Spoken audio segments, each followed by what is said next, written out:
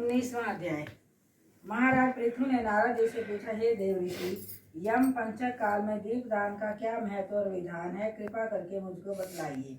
तब नारद जी ने कहा, हे राजन, कार्तिक मास के कृष्ण पक्ष की त्रयोदशी से शुक्ल पक्ष की द्वितीया दौज तक के 5 दिन यम पंचक कहलाते हैं। इन दिनों में धनतेरस की रात्रि को यमराज के निमित्त दीपक जलाने से यमराज प्रसन्न होते हैं और अकाल मृत्यु आदि नहीं होती। इसके अगले दिन कार्तिक कृष्णा चतुर्दशी को नरक चतुर्दशी भी कहते हैं। इस दिन तिल का तेल, अपामार्ग तथा दूर्वा आदि लगाकर स्नान करना चाहिए। स्नान के बाद दक्षिण की ओर मुख करके अपसव्य होकर जल में तिल मिलावे और 3-3 अंजलि में यमाय, धर्मराजाय, मृत्यवे, अंतकाय, कालाय, सर्वभूत भक्षणाय, सर्वभूत क्षयाय, औदुम्बराय, दग्नाय, परमेष्टिने, वृकोदराय, चित्राय, चित्रगुप्ताय इन नामों से यमराज को तर्पण करें। फिर सायंकाल ब्रह्मा, विष्णु, शिव तथा दुर्गा के मंदिरों में तथा वृक्ष सभा, गौशाला, बगीचा, नदी, तालाब, कुआं, बावड़ी, गली, चौरास्ता, खेत, शमशान आदि में दीपक जलावें और रात्रि को श्री लक्ष्मी जी की पूजा करें। यदि शस्त्र से किसी की मृत्यु हुई हो तो उसके निमित्त भी चतुर्दशी को दीप दान करना चाहिए। इससे अक्षय पुण्य फल प्राप्त होता है। इसके बाद कन्या, ब्रह्मचारी तथा तपस्वियों को भोजन करावे। इससे यमलोक न जाकर शिवलोक की प्राप्ति होती है। कार्तिक की अमावस्या अर्थात दीपावली के दिन भी स्नान आदि से निवृत्त होकर पितरों का पूजन व श्राद्ध करके ब्राह्मणों को भोजन करावें।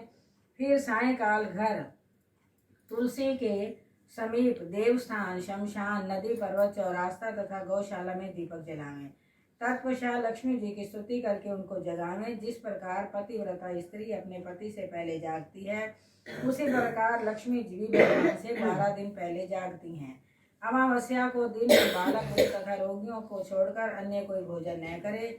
सायंकाल लक्ष्मी जी का पूजन करने के बाद ही भोजन करें। घर को फूल माला आदि से सजाकर सारे घर में दीपमाला करें। घर के सभी स्त्री पुरुष नवीन वस्त्र धारण करें और समस्त रात्रि लक्ष्मी जी के समक्ष नृत्य गीत आदि करके हर्ष उल्लास से व्यतीत करें। घर में समस्त रात्रि दीपक जलाना चाहिए। उस रात्रि को लक्ष्मी जी सब घरों में घूमती हैं और जो घर अधिक सुंदर तथा रमणीक होता है उसमें दीर्घ काल तक निवास करती हैं। एक प्रहर रात्रि शेष रहने पर दरिद्र रूप घर का कूड़ा करकट, सूप छाछ या पुराने पंखे पर रखकर बाहर फेंक देना चाहिए। ऐसा करने से वह घर धन धान्य से परिपूर्ण रहता है। दीपावली के अगले दिन गोबर का गोवर्धन बनाकर बंधु बांधवों से गोवर्धन पूजन करें तथा ब्राह्मणों को भोजन करावें। स्वयं भी नवीन अन्न का भोजन करें। भगवान श्री कृष्ण ने इंद्र का मान मर्दन करके गोवर्धन पर्वत की पूजा इसी दिन की थी।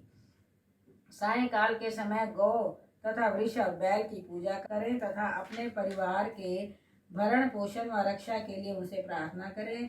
इसी दिन सायंकाल के समय बलि तथा उनकी पत्नी विंध्यावली की मूर्ति बनाकर पूजन तथा दान आदि क्रियाएं करने से परिवार सुखी तथा समृद्ध रहता है। बोलो कार्तिक श्याम की, विष्णु भगवान की।